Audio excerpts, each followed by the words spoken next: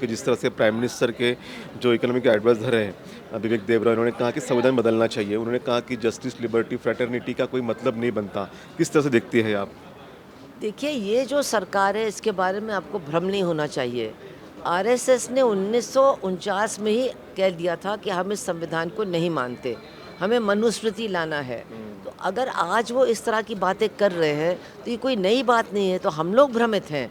उनका तो पूरा एजेंडा ही है संविधान को ख़त्म करने का।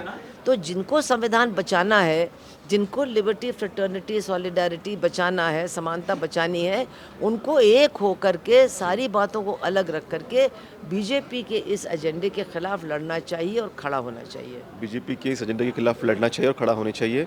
मैम, जिस तरह से 2 घटनाएँ मैं आपको बताता हूँ कि एक यूपी में घटना हुई कि एक टीचर जो है त्यागी, उन्होंने एक जो शिक्षक उन्होंने जो एक बच्चा है, मुस्लिम बच्चा, उसे मारने का घटना का वीडियो काफ़ी वायरल भी हो रहा है। और राजस्थान की भी एक घटना है जहाँ जाति सूचक गालियाँ देने की वजह से टीचर ने, उस दलित बच्चे ने आत्महत्या कर ली।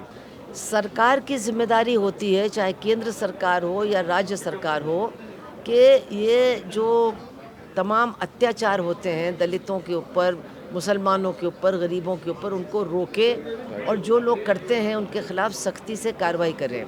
लेकिन आज समस्या सबसे बड़ी ये है कि केंद्र सरकार और बहुत सारी राज्य सरकारें और उनके साथ जुड़े जो संगठन हैं, जो लोग हैं, मंत्री भी हैं, वो खुद बिल्कुल बेलगाम हो कर के माइनॉरिटीज़ के ख़िलाफ़, दलितों के ख़िलाफ़ इतनी गंदी भाषा का इस्तेमाल कर रहे हैं, नफ़रत फैला रहे हैं, उनकी हत्या करने की बात बिल्कुल साफ़ तरीके से कर रहे हैं।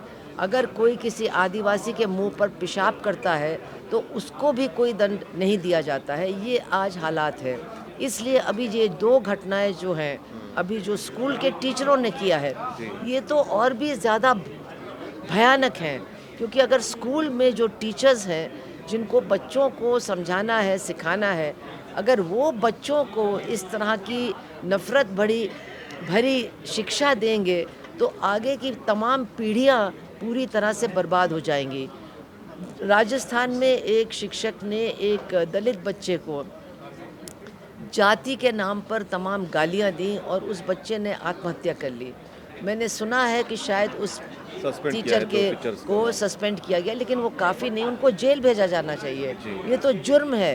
ये लोग जेल के बाहर क्यों घूम रहे सही हैं? और बात। इसी तरह से जो अभी 2 दिन पहले उत्तर प्रदेश में हुआ है कि एक महिला टीचर ने एक मुस्लिम बच्चे को दंडित करने के लिए एक हिंदू बच्चे से कहा कि तुम आकर के इसको थप्पड़ मारो। हाँ, और जब उस बेचारे ने धीरे से हल्के से किया तो कहने नहीं, ज़ोर से मारो।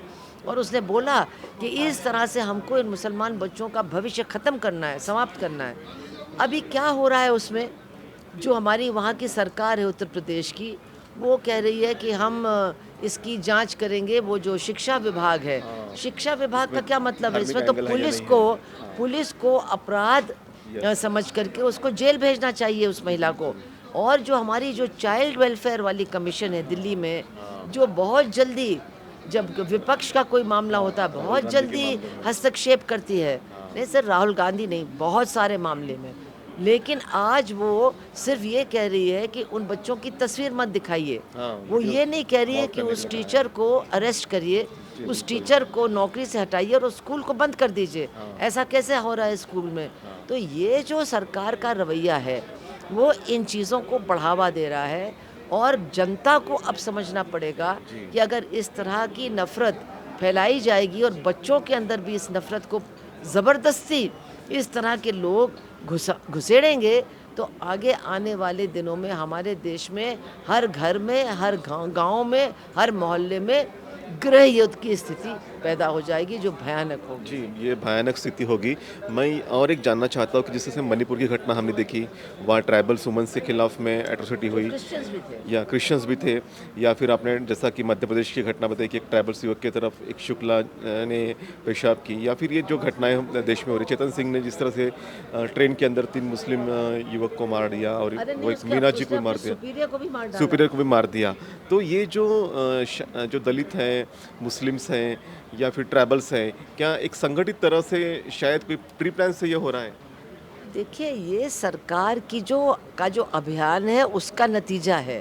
जी। सरकार के अभियान के बिल्कुल टारगेट पर, निशाने पर दलित, गरीब, आदिवासी, माइनॉरिटीज़ हैं। लेकिन जो लोग टारगेट पर हैं, निशाने पर हैं, आज भी उनको बहुत भ्रम है इस सरकार के बारे में और वो अलग-अलग बक्सों में बँटे हुए हैं, दबे हुए हैं, बँटे हुए हैं। तो इसलिए जो लेफ़्ट है, जो प्रगतिशील संगठन है, उनके लिए ज़रूरी है सिर्फ़ आवाज़ नहीं उठाना, बल्कि इन तमाम लोगों को संगठित करके सरकार की नीतियों के खिलाफ़ खड़ा करना। ये सबसे बड़ी ज़रूरत है आज की।